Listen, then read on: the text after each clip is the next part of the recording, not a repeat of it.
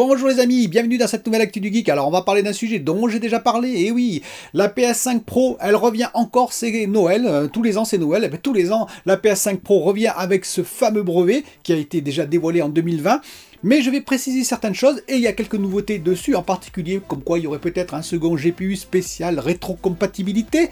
On va en parler. Je vais également parler du VTFET. C'est quoi le VTFET? C'est un nouveau type de transistor développé par Samsung et IBM. Et oui, une alliance inattendue, mais Samsung et IBM collaborent sur un nouveau type de transistor.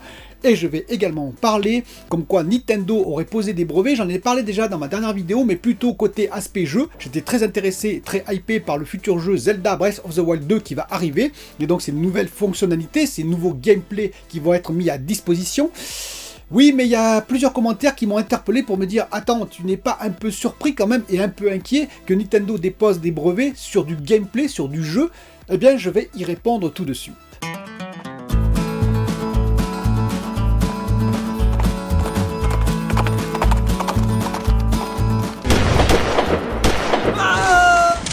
Alors oui, bien entendu que je ne suis pas d'accord pour qu'on dépose des brevets sur des jeux et je pourrais trouver ça inquiétant. J'ai bien dit je pourrais trouver ça inquiétant parce que je m'étonne quand même. Comment vont-ils faire pour justifier effectivement qu'aucun personnage ne puisse voler dans les airs par exemple, puisqu'ils ont déposé un brevet là-dessus, visiblement. Un personnage qui volerait d'îlot en îlot, comment ils vont faire? Je pense que ça va être très très difficile, puisque déjà, dans les films, ça s'est vu avant, que probablement dans certains jeux, ça s'est vu avant, que dans la littérature, ça s'est vu avant, même la traversée de plateforme, ça s'est vu avant, la traversée de murs, par exemple. Donc j'ai du mal à savoir comment ils vont faire pour justifier une attaque auprès d'un autre développeur de jeu là-dessus. Il faudrait regarder ce que contient en détail le brevet, mais même ce type de brevet, c'est peut-être pour se protéger eux-mêmes, mais de là à aller attaquer d'autres sociétés de jeux parce qu'ils auraient utilisé une technique un peu similaire, j'ai quelques doutes. Dites-moi ce que vous en pensez, mais personnellement, j'ai quand même du mal à voir comment ils vont faire pour justifier une attaque, je vous répète, auprès d'une autre société.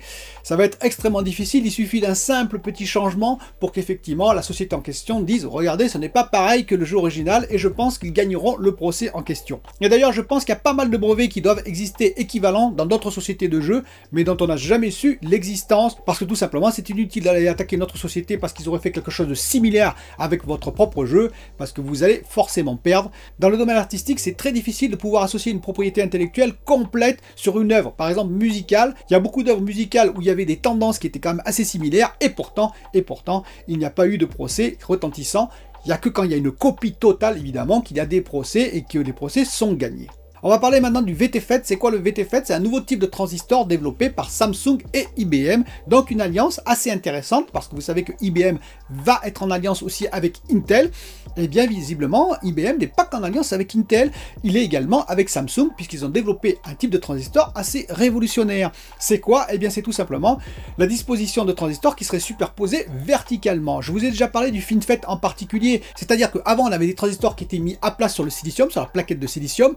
C'est une vision bien entendu, hein, mais ils étaient, on va dire, en 2D, et donc ils prenaient pas mal de place. Et bien en particulier lorsqu'on a réduit le process, je vous ai déjà expliqué, ce sont des portes finalement les transistors, hein, ou alors des interrupteurs si vous préférez, vous laissez passer la lumière, vous la coupez, vous la laissez passer, donc ça coupe la lumière, ça coupe le courant ou ça l'allume. Et bien c'est la même chose, ça arrête les électrons ou ça les laisse passer, le signal binaire 0 ou 1. Et bien le transistor, malheureusement, lorsqu'il réduisait de taille, quand il était à plat, eh bien il devenait finalement perméable. C'est-à-dire que la porte en question n'arrêtait plus les électrons. Il y a certains électrons qui arrivaient à passer, c'est ce qu'on appelle le courant de fuite, ça devenait très très gênant, puisque le transistor ne marchait plus, en tout cas ne marchait plus comme il devrait marcher.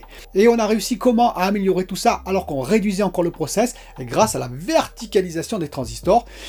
Ce qui permet effectivement d'épaissir cette porte, non pas en 2D, mais en 3D, cette fameuse porte qui doit arrêter les électrons, et donc ça a marché. Oui, mais malheureusement, on réduit encore la taille des transistors, on réduit encore la taille du process, mais à un moment donné, on va avoir du mal avec la loi de Moore en particulier. Eh bien, Samsung et IBM, qu'est-ce qu'ils ont décidé? Ils ont décidé de superposer les transistors en vertical, ce qui permet de gagner énormément de place, en particulier sur le process, sur les plaquettes de silicium, sur chaque puce, APU, CPU, GPU, de réduire considérablement leur taille, puisqu'on peut doubler le nombre de transistors sur la même surface.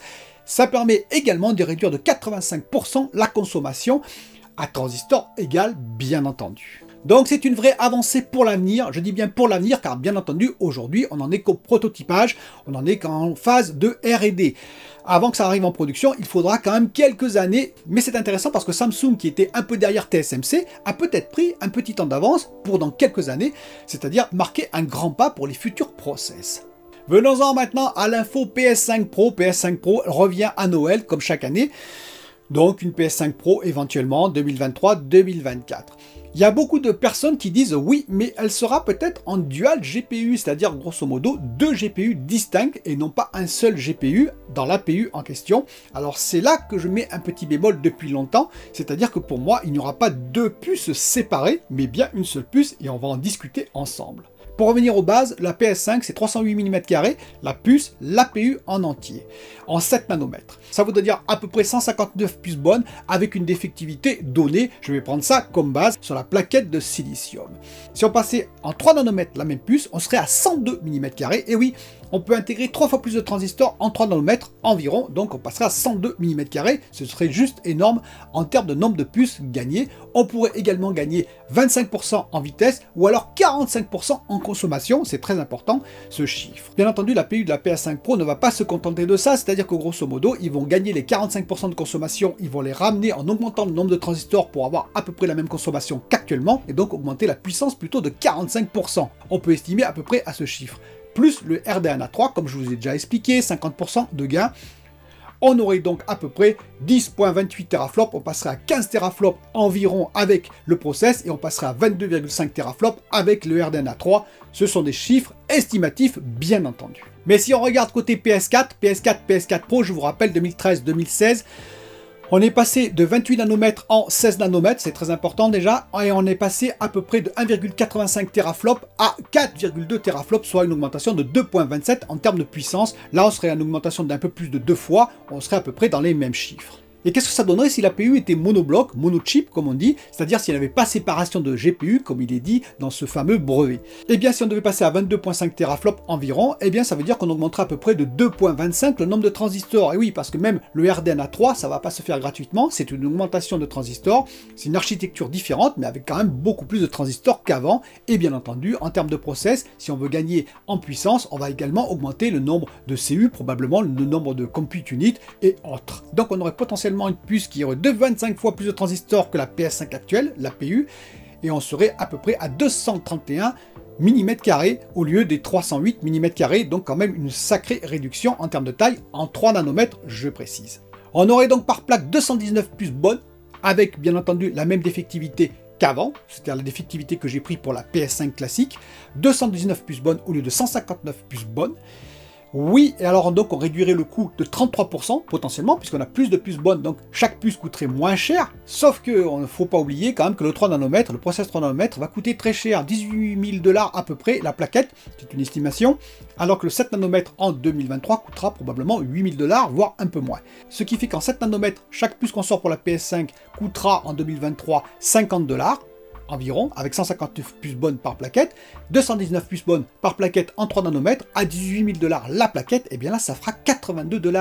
Ça fera quand même beaucoup plus cher, d'où ce petit bruit qui dit que la PS5 Pro pourrait être quand même bien plus chère que la PS5 actuelle, c'est-à-dire plutôt 600 $.